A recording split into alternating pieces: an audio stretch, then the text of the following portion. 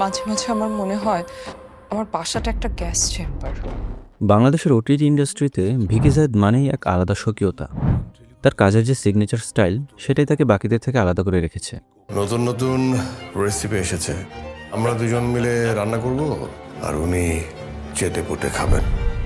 চক্র সিজন 1-এর সেই true event, অর্থাৎ ময়মনসিংহে একই পরিবারের 9 সদস্যের আত্মহত্যার সেই শিহরে ওঠা ঘটনার রেশ ধরেই এবার আইস্ক্রিনে মুক্তি পেল চক্র 2। তবে এবারের জার্নিটা শুধু থ্রিলার নয়, বরং এক গভীর ডার্ক সাইকোলজিক্যাল এক্সপেরিমেন্ট।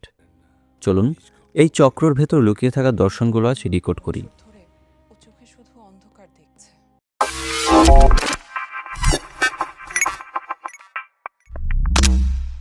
ভিকি জায়েদ এই সিজনে গল্পের দার্শনিক দিকটিকে খুব সূক্ষ্মভাবে উপস্থাপন করেছেন। এখানে মূল দ্বন্দ্বটি হল নফস বা কুপ্রবৃত্তি এবং রূহ বা মানবিক আত্মার। ইবলিশ শয়তানের রূপে নফস কিভাবে মানুষকে দাসে পরিণত করে, আর পাপ পুণ্যের সেই চিরন্তন লড়াইয়ে বিশ্বাসী মানুষের অবস্থানটাই বা কোথায়, সেটাই এই থ্রিলারের প্রাণ। কে শয়তানের দাসত্ব করছে আর কে করছে না, এই চয়েসের মাধ্যমে নির্ধারিত হচ্ছে পুরো গল্পের পরিণতি। পরিচালক তার বক্তব্য পরিষ্কার করেছেন রঙের বৈপরীত্য দিয়ে। একদিকে রক্ত, মার্ডার ওয়েপন আর নৃশংসতার প্রতীক হিসাবে লাল রঙের আধিক্য, যা সরাসরি আমাদের নফসকে রিপ্রেজেন্ট করে।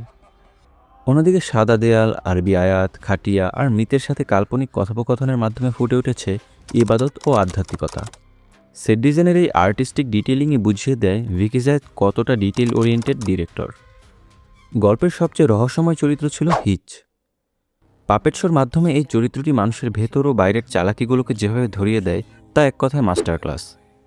এই পাপেট শো আসলে আমাদের জীবনেরই প্রতিফলন, যেন আমরা সবাই কোনো এক অদৃশ্য শক্তির হাতের পুতুল। চোখে শুধু অন্ধকার মজার ব্যাপার হলো, হিচ নামটি সম্ভবত মাস্টার অফ সাসপেন্স আলফ্রেড হিচককের নামের প্রতি এক ধরনের সম্মান প্রদর্শন, কারণ তার কাজগুলো এমন এক্সপেরিমেন্টাল ছিল। অভিনয়ের দিক থেকে এবারের বড় সারপ্রাইজ ছিলেন তৌসিফ মাহবুব। নাটকের চেনা তৌসিফকে ভেঙে নির্মাতা এখানে একদম ন্যাচারাল একটা পারফর্মারকে বের করেছেন। আজমেরি হক বাঁধনও তার জটিল চরিত্রটি খুব ভালোভাবে ফুটিয়ে তুলেছেন। তার পাওয়ারফুল অভিনয় ছিল দেখার মতো। বাঁধন ছাড়াও মেঘলা মুক্তা এবং মৌসুমী মৌকে দিয়ে এমন কিছু কাজ করিয়ে নেওয়া হয়েছে যা তাদের ক্যারিয়ারে আগে দেখা যায়নি। এছাড়া দিলরুবা দোয়েল, শাহেদ আলী, নাদের চৌধুরী এবং এ কে আজাদ সেতুর এক্সপ্রেশনগুলো গল্পের গভীরতা বাড়িয়ে দিয়েছে। বিশেষ করে নারী চরিত্রগুলো এস্টাবলিশমেন্ট এই সিজনে অনেক বেশি শক্তিশালী ছিল।